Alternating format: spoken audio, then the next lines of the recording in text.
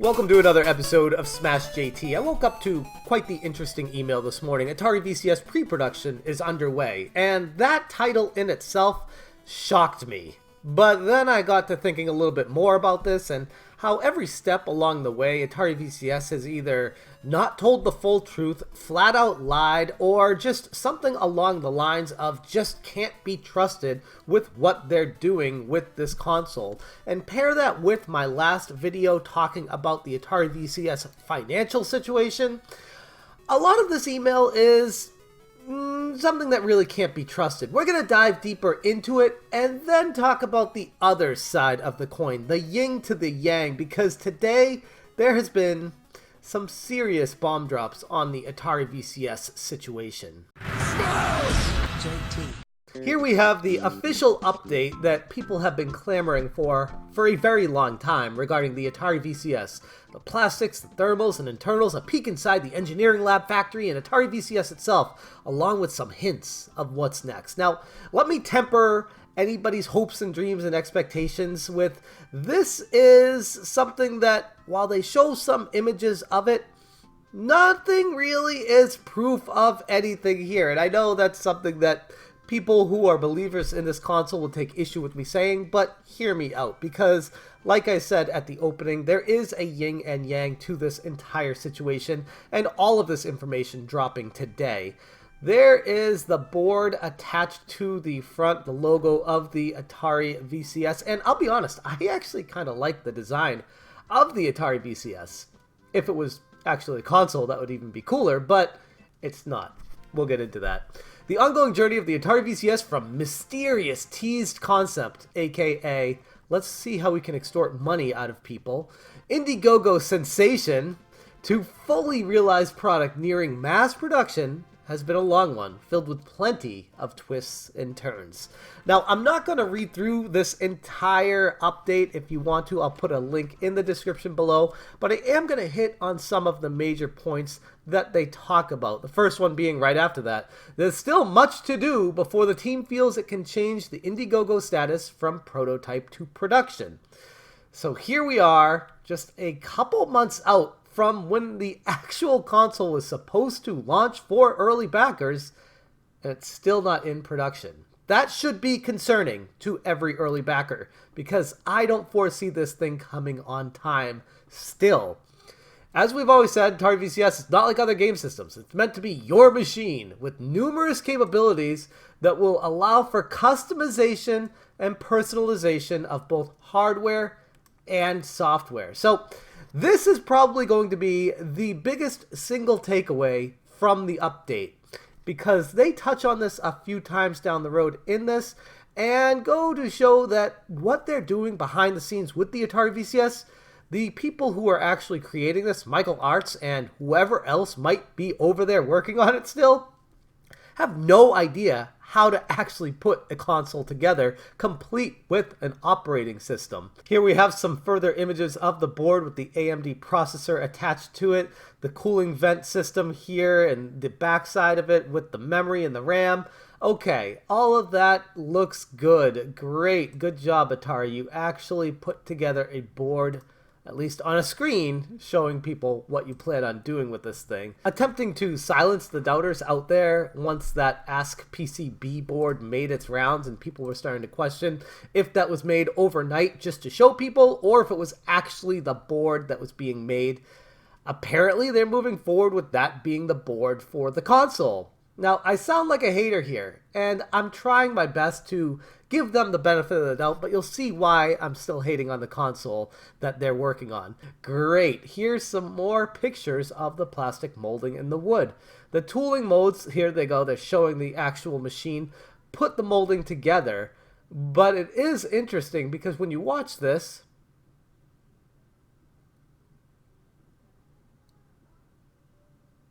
it doesn't show the mold. It just shows it freeze. Like, that's it. You would think they'd show people the final product coming out of that instead of just teasing people with, here's the molding machine closing on it and then freezing. The tools molds plastic, I mean, that could be from anything. That if it doesn't show the Atari VCS coming out of it, that literally could be from anything. I guess that's my concern with that. Not that I want to doubt everything along the lines here, but it's just really hard to believe when they haven't told the truth about anything. How do we know this is for the Atari VCS? How do we know that? There's nothing anywhere that shows anyone saying anything about the Atari VCS in any of these images. This could literally just be from an AMD processing unit. This could be a mold for anything. Now, assuming it is for the Atari VCS hardware development, the Factory Tools 2019, assuming this is all truthful, that still doesn't answer the question of what is this console exactly going to be? And that's where the concerns really start to pile up here. Because when I first started looking through this email, I was kind of like, oh my god, the Atari VCS team is proving me wrong. They're actually moving forward with making a console that I thought was going to be vaporware. But the more research I've done on this, the more I've just confirmed all my fears with it. You're probably wondering what happens when you turn on the pre-production Atari VCS units. To be honest, while these machines boot up using our Atari BIOS, they operate more like a computer than a fully functional game system at the moment. In other words, Atari Sandbox mode is fully functional, and the machines will play games beautifully through a standard Linux or Windows installation. So, is Windows not come standard on it? Linux, I would imagine, does. The custom Atari operating system is functional, but various consumer-facing software elements, like the front-end graphics interface we teased at E3, along with our Atari VCS store framework and apps, including AntStream Arcade and other native entertainment and game applications, are still in varying stages of development and not yet ready to be shared or installed into these particular units. That is, you just admitted that this is not a functional game console. Nothing you've been working on actually works with it. So right now, this is just a plastic molding with a Raspberry Pi 4 or the equivalent put inside of it for $250 plus. I am speechless at the people defending this thing. It's what I've been saying all along. I mean, where did I even say it? Hold on, let me find it. Why I don't feel like the Atari VCS will be coming out, and even if it does eventually come out somehow, like next year down the road, it's going to be a shell of the promises that they've made regarding what this console is going to actually entail. So there is me and my most recent video saying, even if this comes out, what it's going to be is a shell of what the promises are. And that is exactly what they admitted to. To be honest, this is just a shell of what we've promised it to be. Assuming it even comes out, which in my previous video, I had a ton of concerns with the financial aspect regarding this because they don't have the money left to be able to do this unless some gigantic corporation comes in and buys it out from under them, which is what they've been hoping for all along, like a Google or an Amazon or somebody with deep pockets to be able to finish this thing off. It's going to come out as a shell of a console with a very primitive PC operating system inside of it, where they are expecting the backers and users of it to create the entire back end, the entire Atari VCS. Everything will work if people go into the homebrew scene with this thing. And maybe that's what some people want out of it. They want this to be a homebrew machine. I guess there is a segment of the population that would be interested in that, but then I consider the fact that you could just buy a Wii with already a flourishing homebrew scene behind it for like $50 that could do everything this is going to do and then some. Why would you invest $250 plus on what amounts to being a PC with not much of a functional operating system? It's very strange. This is probably a good time to remind our Indiegogo backers of the participatory nature of their support. As we've stated before, the Atari VCS hardware that early backers receive will be 100% finished. The hardware will be finished. Well, yeah, I could make something hardware finished. I mean, Soulja Boy was able to make something hardware finished. That's simple to do. Get a 3D printer and throw a Raspberry Pi 4 into it and boom, you got yourself a hardware finished console. That's not what a console is. It's based off of the software. But the software of these first units will be early access, exclusively available to our community. Atari will be counting on our many thousands of backers to help improve and enhance the VCS experience with all the great feedback and ideas we know they will provide. In advance of our retail launch of spring 2020, our goal has always been to make sure we ship official products with the help of our biggest fans. Of course, we will provide many more details about the Atari VCS software directly to backers as we get closer to shipping. In the meantime, we hope you've enjoyed this latest behind-the-scenes tour. This tells us absolutely nothing about the Atari VCS except you're throwing a Raspberry Pi 4 into a plastic shell molding with what looks to be a wood panel in the front. That is not a game console, especially one that costs $3 million to produce. Like I've said all along, if they ever deliver anything, which I am still highly skeptical of, by the way, I don't know for sure. Nobody knows for sure what's going on behind the scenes except Atari VCS themselves. Michael Arts, I know you're watching this, and obviously Mario Kroll as well. Both of you guys are the only ones that actually know what's happening with this thing. And you've shown to be not very trustworthy in the past when it comes to full disclosure. So telling people, here's our Atari VCS, here's our updates, this literally is nothing. It's meaningless. Once again, this entire time, what have they been doing? It's been, what, going on almost 2 years of the Atari VCS from the Indiegogo campaign, and they still don't have functioning software for it. Nothing! But this is the positive. This was the good side of the yin and yang. It gets a lot worse from here. There was an article posted on our friend's website, The Register, today, where they didn't take such a glorious approach to what's going on with the Atari VCS. Game over. Atari VCS architect quits project. Claims he hasn't been paid for 6 months. Retro console a mess. May never launch. Sources allege. This was published the same day that this update was published. Yikes! Which I touched on in my previous video, and I'm kind of looking like someone who knew a little bit about what's going on. Right now we need to talk about Rob Wyatt, which was the system architect that they contracted to be the creator of the entire product. They contracted him. They didn't hire him. They contracted him. Keep that in mind too, because that's something that if you're building a console, you don't want to contract the guy that's in charge of setting that up. So they contracted Rob Wyatt, which was one of my biggest concerns going into this.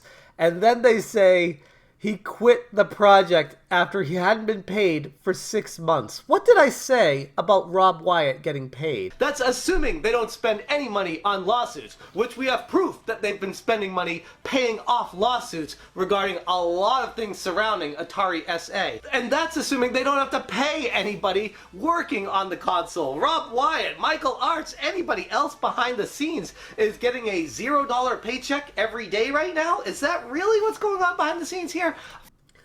Yep. Claims he hasn't been paid for 6 months, getting a $0 paycheck the entire time.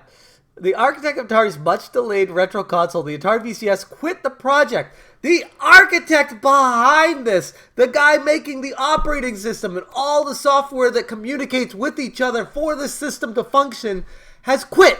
The departure could put the entire affair in doubt. Games industry vet, one of the founding team members behind the Xbox and Atari system architect, Rob Wyatt told The Register, as of Friday, October 4th, last Friday, as of the recording of this, I have officially resigned as the architect of the Atari VCS.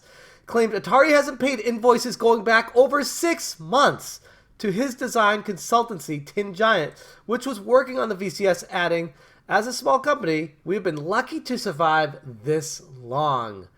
Yikes. So, Atari VCS that raised $3 million with the Indiegogo project is not paying the system architect to work on it. What are you doing with all this money, Atari? It's unclear whether Atari would be able to complete this without Wyatt, which means they're going to have to outsource it to Surface Inc., another company that Atari has contracted to complete the console. Surface Inc. has not responded to multiple requests for comment. Yikes! I was hoping to see the project through to the end and that it wouldn't come to this, but I have little choice other than to pursue other opportunities, Wyatt told El Reg in a statement. He denied the decision to walk had anything to do with him forming another company, The Last Game Board, to develop a tabletop video game system, which I talked about in my previous video.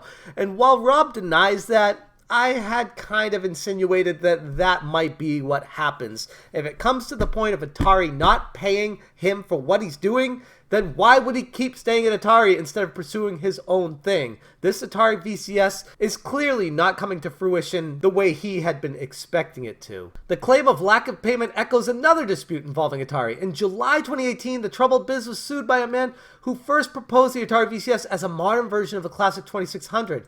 Fergal Mac Condola claimed Atari had reneged on a deal to give 4% cut of crowdfunding revenues over $200,000 plus 25% limited company settlement console. Holy crap, that's a lot of money just for the idea, but okay, they agreed to it. Atari raised over $3 million to crowdfund development. Condola never received payment of $112,000 he was owed. According to his lawsuit, the case was settled out of court. New York in May this year, Atari later noting its 2019 financial statement, Condola's paid $82,000 US. Holy crap! It's unclear why Atari had not paid because they want to keep the money for themselves or they're out of the money. Those are the two reasons why that would happen. Atari is not in good financial shape. French-based outfit has only 3 employees and made a loss of $2.75 million in each of the past 2 years on a revenue of $22.6 million. So they're losing more than they're making. Most of what they're making is from licensing Atari games. They'd be better off if they just kept licensing games instead of trying to do a scam product like this. Although most of that was a result of 8.2 from Atari raised from a 2018 stock issue. So they're just playing with numbers at this point. This is a shady ass company. We asked if Atari's Wyatt's claim had not been paid in 6 months are true. We've also asked if Surface Inc. if it had any outstanding and unpaid invoices. We've yet to hear back from either operation. Gamers who had paid at least $250 more than a year earlier took to the Atari VCS Reddit page to air their grievances. Atari responded by deleting the posts and subsequent comments. In the past 2 weeks, we had spoken to a number of console and game developers, and some of whom who have direct knowledge of the Atari VCS project. They asked to remain anonymous in order to speak candidly. The most striking comment, and one that may sum up Atari VCS, came from someone who had worked directly on the gizmo.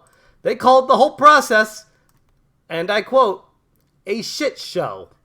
Our conversations reveal Atari focused with watching every cent spent on the console, an approach that has led to a long series of bad decisions and have undermined the final design. We understand that the final console will not have its own Atari-flavored operating system, nor will it have an Atari store where you can actually buy and download games on your console, as is standard on other game consoles.